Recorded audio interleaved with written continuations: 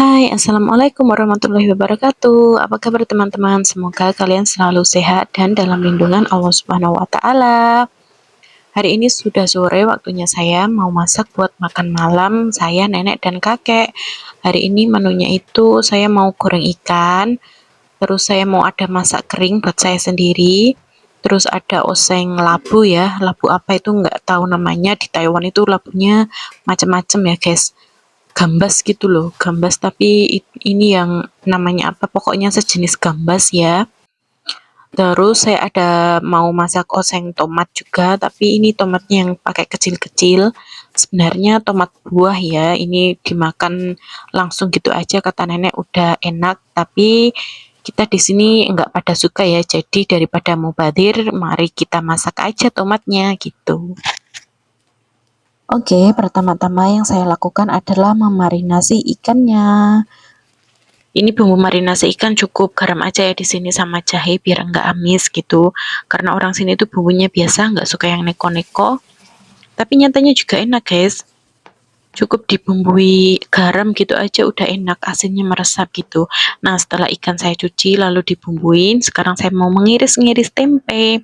Ini tuh tadinya saya bingung, tempe segini besarnya itu mau digoreng sekalian atau buat 2 kali masak gitu ya. Tapi akhirnya mau saya masak semua aja biar nanti tinggal ngengetin aja gitu. Kalau bolak-balik masak kan repot ya, boros digas juga nanti nenek nanti nenek cerewetnya kumat lagi.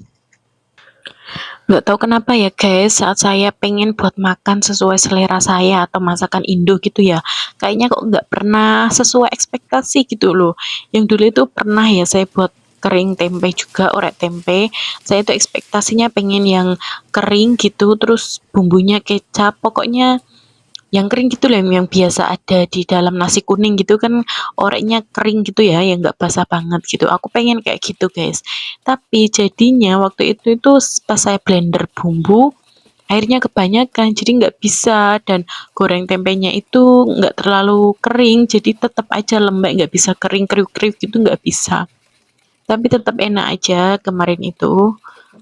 Terus yang sekarang ini, alhamdulillahnya nggak sesuai ekspektasi lagi. Dan hari ini memang bisa kriuk-kriuk ya, seperti yang di apa di nasi uduk gitu, tapi gosong guys. Karena saya itu gimana ya? Padahal ya bisa-bisa aja, kalau di rumah ya saya juga masak ya, tapi nggak tahu kalau di sini tuh kayak gerusah-gerusu gitu loh waktu masak buat saya sendiri. Takutnya itu kalau nenek datang terus apa dia itu tanya gimana-gimana. Biasanya kan orang Taiwan itu suka kepo ya kalau lihat sesuatu yang belum pernah dia lihat. Terus karena ini rumahnya juga, jadi saya nggak enak gitu loh guys. Tetap biarpun dibolehin, tapi saya tetap jaga perasaan. Takutnya kan ini nggak sehat, itu nggak sehat. Apalagi kalau dia melihat gorengnya pakai minyak banyak, tetap dia itu bakal bakal apa ya? Bakal ya cerewetnya kumat lagi gitu. Terus di sini saya orek tempenya itu pakai bumbu seadanya aja ya guys, nggak ada bawang merah juga nggak pakai yang apa ya, yang macam-macam. Saya cuma pakai cabe, terus bawang putih, terus ada bumbu-bumbu bubuk yang saya bawa dari Indonesia itu ya. Oke, mari lihat video saya sampai selesai ya. Sambil memasak dan melihat video saya, di sini saya mau cerita gaji TKW Taiwan ya per 2024 tahun ini, karena saya kan mulai bekerja di Taiwan 2024. Jadi saya bisa menceritakan berapa sih gaji Taiwan 2024 itu, dan kebetulan kemarin agent saya itu baru datang ke rumah majikan ini mau ngambil uang bulanannya dia ya. Terus dia itu ngasih tahu saya beberapa gaji gaji TKW Taiwan dari tahun ke tahun itu, dan ternyata gaji TKW Taiwan itu nggak setiap tahun itu naik guys, nggak seperti di Hong Kong ya. Kayaknya di Hong Kong itu setiap tahun ada kenaikan, entah itu 100 atau 200 dolar itu tetap ada. Kalau di Taiwan itu enggak.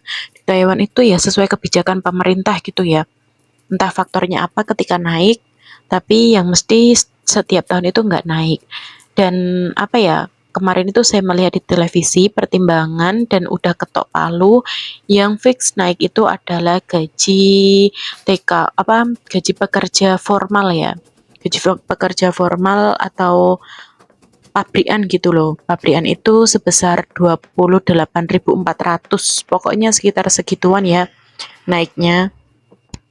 Dan kalau gaji TKW enggak naik, jadi kalau misalkan dirupiahkan sebesar 28.400 sekian itu sekitar berarti 14 juta ya, 14 juta 200-an lah. Terus untuk bidang TKW atau ART gitu ya, gajinya itu sekitar 20.000 NTD. Itu gaji kata agenku itu udah sekitar tahun 2021 menjelang 2022 gitu ya. Pokoknya sekitar 2021 antara dan 2022 dia itu lupa. Nah, gaji PRT itu nggak netep ya guys. Jadi yang pertama dia itu menceritakan dulu itu sekitar 15.840. Itu nggak tahu jangan kapan, pokoknya dulu banget dan gaji itu bertahan selama 20 tahun lebih katanya ya. Terus bahkan dulu itu kan kursnya rendah ya. Jadi kursnya itu nggak 500 sama seperti sekarang ini enggak, yang pastinya itu kursnya lebih rendah ya dulu. Nah, setelah 15.840 itu naiklah menjadi 17.500 dan yang 17.500 ini gajinya cuma bertahan 2 bulan lebih. Setelah 17.500 ini kemudian naiklah lagi menjadi 17.000 berapa gitu, pokoknya lebih ya. Ini juga 2 tahun lebih. Terus gaji yang terakhir ini dari tahun 2021 atau 2022 ini adalah 20.000 NTD dan sampai sekarang belum ada perubahan. Jadi semisal kalian sekarang minat dengan kerja ke luar negeri, khususnya Taiwan, berarti kalian akan mendapatkan gaji pokok sebesar 20.000 NTD. Kalau gaji pokok itu berarti belum lemburan ya dan belum ada uang tambahan. Gaji pekerja rumah tangga atau ART itu memang beda-beda ya guys, tergantung majikan dan nasib kalian ketika sudah sampai di Taiwan dan mendapatkan majikan yang seperti apa. Tapi pada umumnya kalau kalian ikut PT yang emang benar-benar resmi atau PT yang baik gitu, kalian akan mendapatkan gaji utuh 20.000 NTD. Itu gaji pokok belum dengan lembur. Kalau di Taiwan lembur itu dibayar ya. Jadi nanti sekitar 22 ribuan lah. 22 ribuan NTD itu setiap bulannya kalian akan mendapatkan gaji seperti itu. Tapi tunggu dulu, jangan senang ya, karena gaji itu belum gaji bersih guys, itu masih gaji kotor, belum kepotong biaya yang pertama itu biaya agency, terus kalau ada biaya medical, ada biaya ARC lagi, pokoknya ada biaya ya, itu biaya ARC itu biasanya di bulan pertama ya, kalau udah punya udah berbulan-bulan tuh nggak ada bayar ARC, itu cuma 1 bulan aja gitu di bulan pertama biasanya. Tinggal dikalikan aja dengan kurs rata-rata ya, yaitu sebesar 500 rupiah menjadi 10 juta ribu rupiah. Itu yang 20 NTD aja ya, yang gaji pokoknya. Ibaratnya aja uang lemburnya itu buat kalian bayar agent, karena bayar agent itu sebesar 1.800 yaitu di tahun pertama.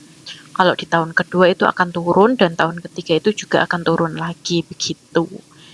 Jadi kurang lebihnya kalian akan mendapatkan gaji sebesar 10 juta ribu rupiah, itu belum termasuk uang jajan kalian, belum termasuk kebutuhan kalian ya gitu. Kembali lagi, kerja di Taiwan itu buat ART nggak membutuhkan modal besar, juga nggak membutuhkan ijazah yang tinggi. Yang diperlukan itu cukup mental dan niat kalian bekerja ya. Kalau misalkan niat kalian udah tinggi banget, udah besar, tapi mental kalian kok tipis banget, setipis tisu, pokoknya tipis, kalian mending nggak usah keluar negeri, karena keluar negeri itu memang gajinya besar, tapi yang poin utama itu adalah mental guys. Semisal kalian keluar negeri itu mendapat majikan yang baik atau yang sesuai dengan kalian inginkan itu alhamdulillah namanya ya, itu rezeki. Tapi kalau misal kalian dibentak dikit aja sama majikan atau disuruh kerja begini, kalian itu udah minder atau udah ya baperan gitu, kalian nggak akan mendapatkan gaji besar guys. Gaji 10 juta itu cuma ada di angan-angan.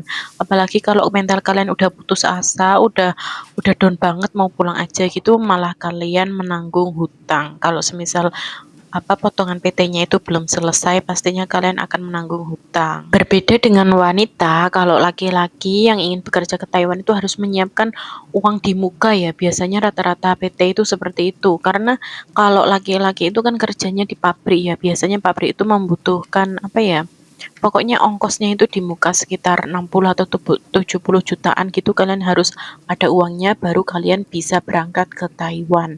Jadi semisal kalian pulang belum selesai potongan atau apa itu ya kalian nggak nanggung hutang karena kan uangnya udah dibayar di muka.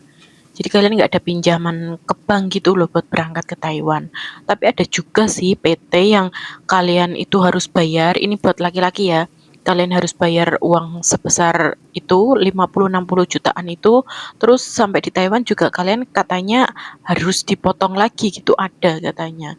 Jadi kalau buat kalian yang pengen berangkat ke Taiwan, pintar-pintarlah cari PT yang resmi dan PT yang menguntungkan lah buat kalian. Kalau nggak untung ya sekiranya nggak merugikan ya, pokoknya nggak merugikan gitu. Karena videonya terlalu panjang, jadi saya sudahi dulu sampai di sini ya guys. Terima kasih yang sudah menonton sampai selesai. Wassalamualaikum warahmatullahi wabarakatuh. Bye bye.